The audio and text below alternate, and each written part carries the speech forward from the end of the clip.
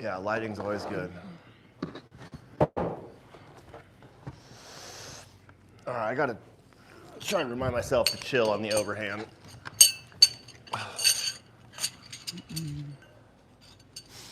All right, so we'll do quite a bit of underhand today. Yeah. All right.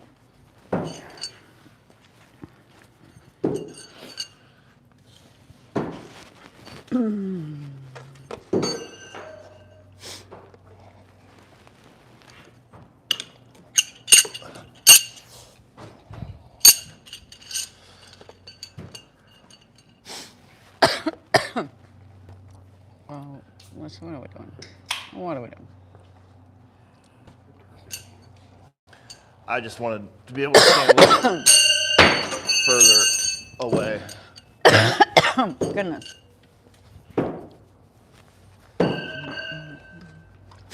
There he is. Been throwing so much no spin, my underhand half is not as crispy as it should be. A little disappointed in that.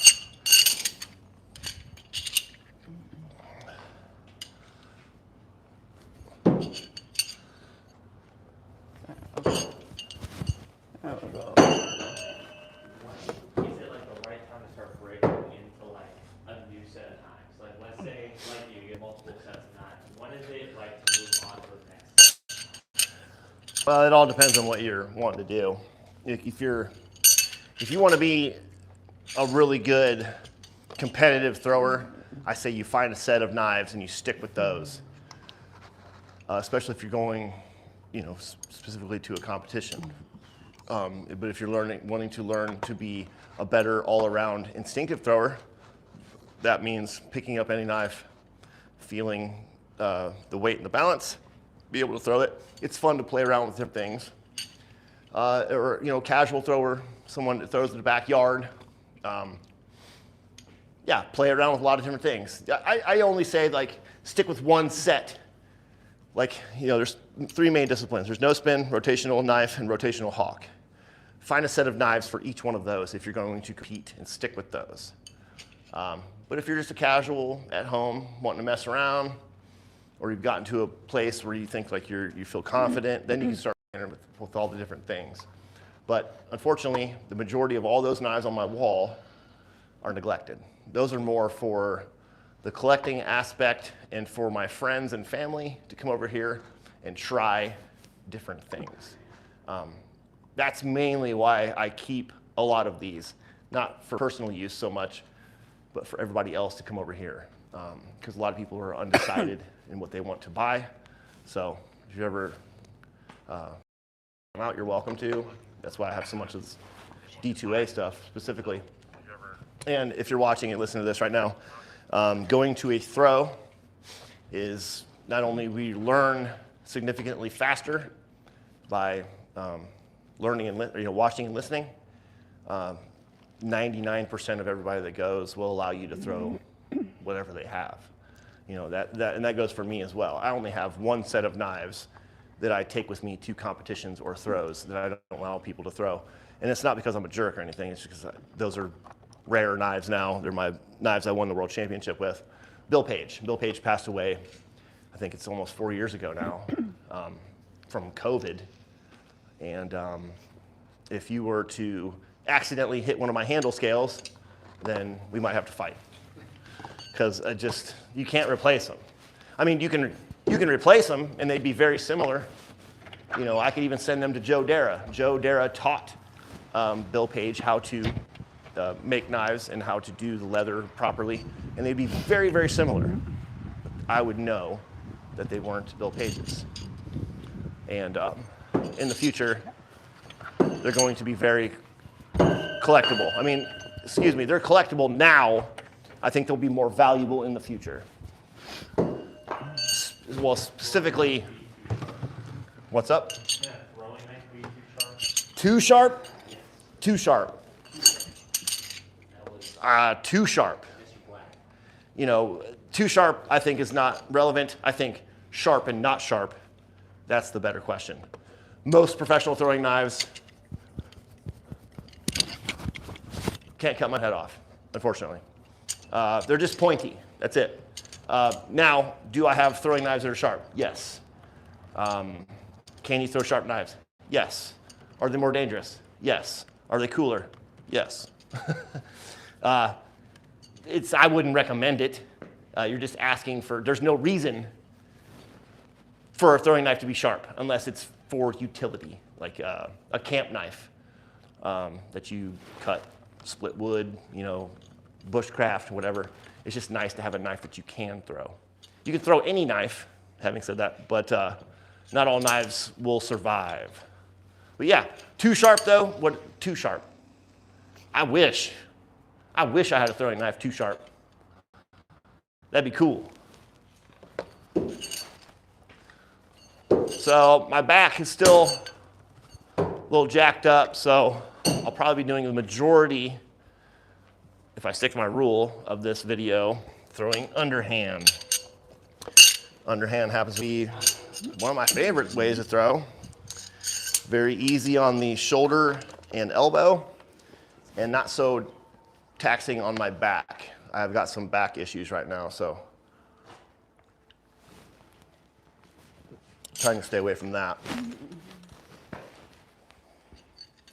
But right now, we're throwing punishers, and I'm doing underhand 1 rotation. Everybody knows that instinctively, underhand, it doesn't need to be underhand, but no spin is instinctive. You can do it from, ooh, damn. There we go, a little bit better. Any distance.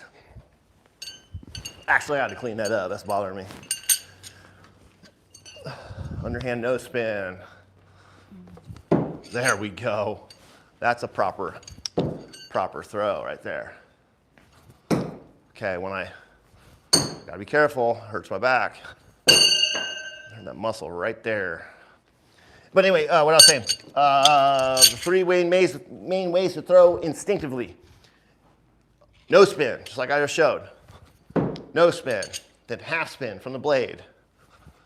Then, the lesser known way is underhand 1 spin, or overhand, whatever.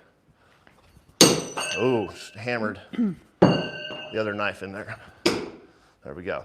It's the exact same as underhand. You just have to add a little Spanish on it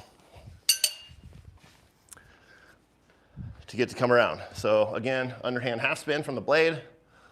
You can kind of see what that looks like. Underhand 1 spin from the handle.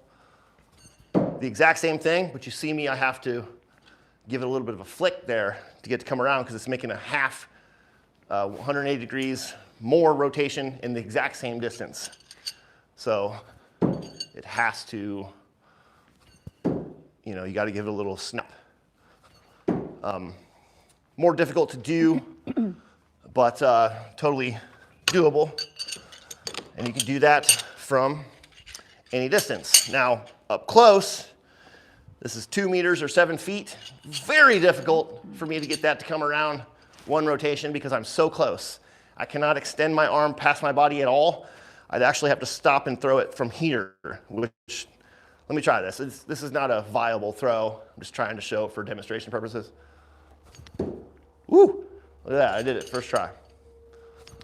So if I extend my hand at all in front of my hip, it will not work. So I'm actually throwing from here. If I extend any further, it'll under rotate. So I have to throw from back here. And I also need to give it a flick because there's, it's only 7 or 8 feet. And then let's try that 10 feet. A little bit more relaxed, but I still have to flick it. Wait, is that under? It's still under, okay, wow. There we go, I gotta flick it. Man, when you're so close, you really gotta put a little extra Spanish on it. Then, as the further you go back, the less you have to snap. You gotta relax a little bit. So we're here at 4 meters, 13 feet. Man, that one felt pretty good. Don't have to onto it. right there. Man, those were sick. Nice and straight. Love that. All right, we're gonna back up a little bit. As you can see, the change, we're back here at 5 meters or 16 feet. I can start to follow through a little bit. I can extend to about right here and stop. I gotta stop my throw to get that knife to turn around. Not enough. There we go. Still under. Who's that? Oh, dude, Loic. sweet. There he is. What are you doing up so late, dude? Loic. All right, I'm glad you're here. Just let me address this again. The push-pull argument. Again, we're beating a dead prostitute here, dude. Like, what are we doing?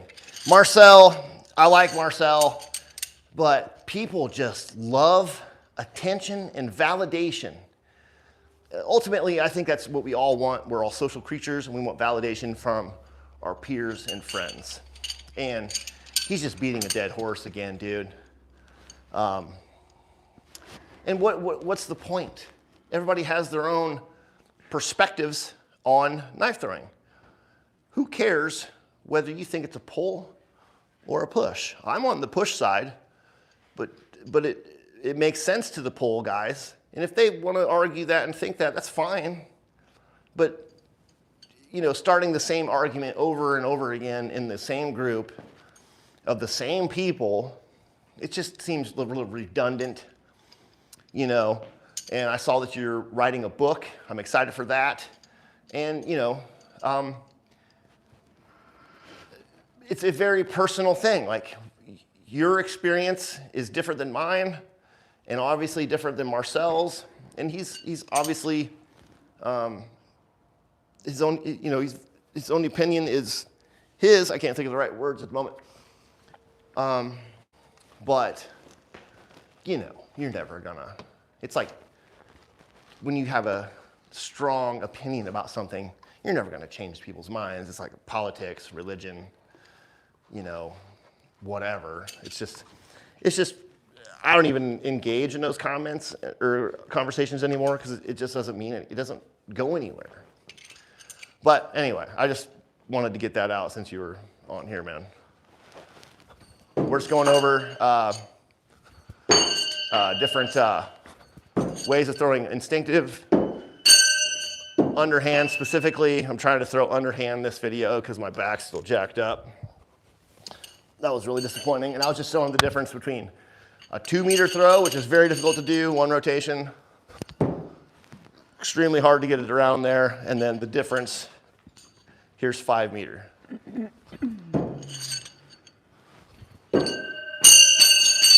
I mean, you got to get used to flicking it a lot more than you think. But once you make it to that point, you get a lot more success.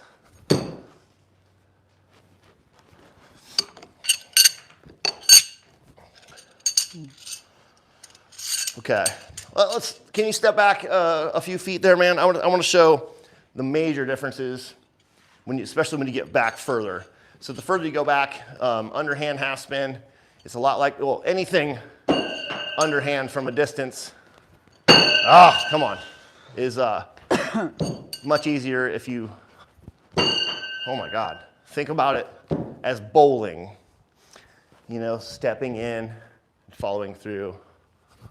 Like that. Yeah, I was a little disappointed in those throws. Let's try that again.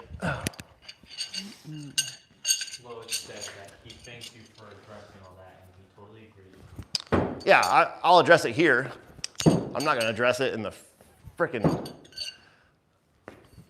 knife throwing group, which I don't participate in that group anymore anyway, which, you know, I have my own reasons. I may start doing it again, but yeah, okay. That was half rotation. So again, half rotation, right? So 1 rotation. Oh, wow. Come on. So very similar, but you see I have to kind of abruptly stop my hand to get the knife to turn. Where did that go? There it is. Sweet. Sweet meat. Okay. Does anybody have any questions at the moment? Yeah, we kind of. What time we got? You're at 6:15. This is your Okay. time, so. Yeah, we kind of got into the topic early. That's fine though. All right, let's go over. Move back up a little bit, please. Let's go over a couple things that I have discovered recently. Oh, up this way. Sorry. Did I? I meant back up. This way. Come back. Come back. Okay. Sorry. Right. So, okay. Underhand, no spin. It's kind of been one of my favorite new things. And that's generally how I throw. You know, I got to step in and follow through. There we go. There, that's a good one. I don't want them to turn. I want them to be straight. It takes a while to figure out. Said, can you make a video of you reacting to our knife throwing clips? Can you make a video reacting to Yeah, those videos don't do very well, and that takes a lot of editing and stuff. Yeah, if you guys want to, I mean, yeah, I'll get around to it eventually. Yes. Okay, so that closed hand grip like this. And in my mind, instead of, I don't have my finger on the spine like a normal no spin throw, like this right here. That's how you control and counter rotation, like this, whether it be a straight push or a push slide, closed hand grip or open hand grip. So my underhand no spin, in order to cancel slide, I'm actually using the pad of my hand right there to slide and counter rotation. Whenever I use the traditional grip like this, the knife, if I just do the normal thing and I'm reaching in like that, the knife I tend to put too much counter rotation on it, and the knife ends up flying completely sideways. Let's see if I can demonstrate. Perfect. Okay, so the other night, I was messing around. I've never been good at using my finger, but screwing around a lot, and I figured out if I do not extend and follow through, which following through is one of the most important things in knife throwing. You always want to follow through properly, but in this instance, you do not. So, finger on the spine, underhand, straight underhand like this. But as you've seen, whenever I use my finger, it counters it too much and it flies sideways. So what I figured out is to not extend my arm at all. And this is going to be a shit show, but just we're learning together. Okay.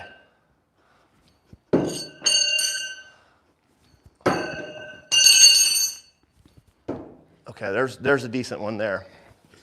So what I found works for me, you're always supposed to be relaxed when you throw. You don't want any muscle tension to tear your muscles or give you any kind of injuries. I use muscle tension when I throw. It works for me, maybe not for you, but I figured out I flex my forearm and my shoulder, and I hold it like this, and I keep my arm as if it was attached to my hip. So I'm doing this, and that seems to work for me. I can't get a lot of velocity like this, but yeah, let's see if we can get a couple throws. We're back here at 5 meters. And after that, you just got to figure out,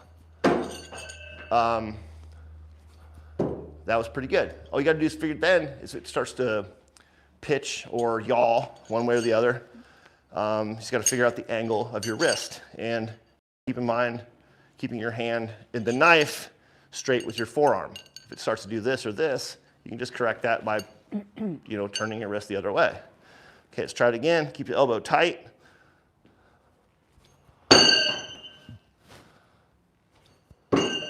Okay.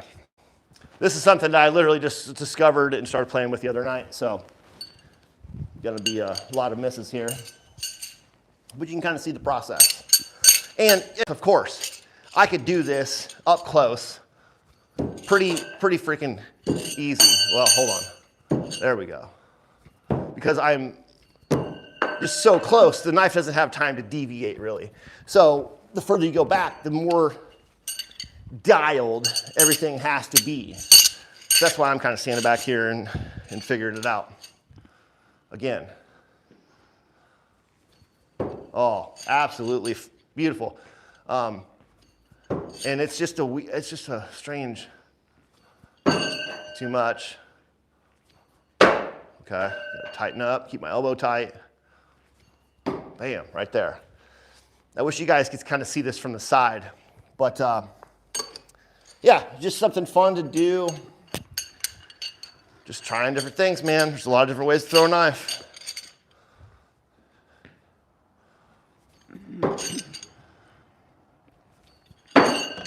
Okay. Okay, you want a firm grip, but also loose. Ah.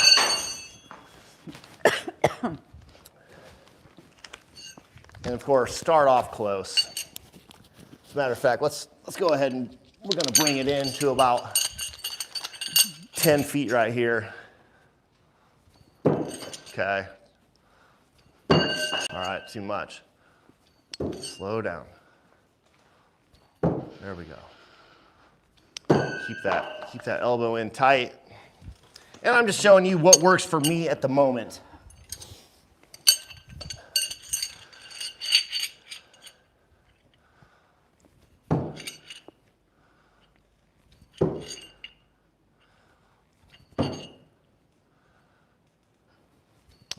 Oh.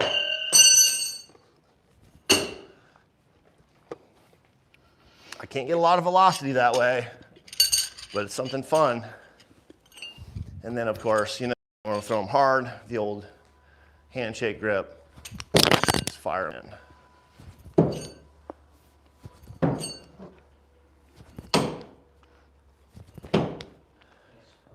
Sparks. All right, let's switch knives. I'm gonna go back to the 8.5 inches of danger in 1/4 inch, which is available at deltaalpha.com right now. There are only 5 on the website at the moment. More is being shipped to me as we speak. If you don't know, I'm the new distributor for D2A and I have all of the inventory here. So if you have a question about any of the knives, of course you can always ask Ace, the owner, or you can email me, fulltangclan@gmail.com.